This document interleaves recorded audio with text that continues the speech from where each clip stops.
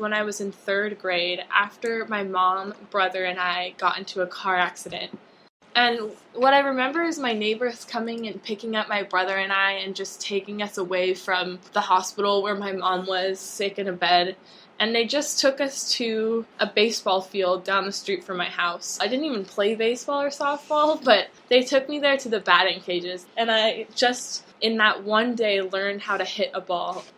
And it's somewhere where I went through all of my phases. Like when I think back to like my nerdy phase where I wish I had friends, it was at that park, you know, trying to like sit at the bleachers and seem cool. And when I tried to be sporty, but then other things like when I would fight with my parents or was stressed out, that was always my go-to. I'd like run away from home for 20 minutes and I'd always end up at the baseball field.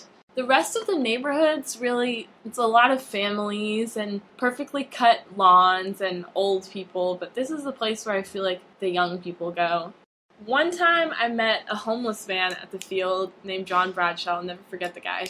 And he ended up living with us for a few months, so I think that shows that everyone kind of could be themselves at the park. Everywhere else in La Mesa, someone like that would have been called the police on and wouldn't have been able to sleep there, but he still sleeps on the bleachers at the baseball field and everyone knows him as a nice guy. I think that the baseball field is somewhere in La Mesa that people can be themselves. No one is questioned of what they're doing there. Everyone has a different reason why they're there. The specific time when I was there with my neighbor, I was there to decompress, and that's the biggest part, is that baseball field is where I can decompress.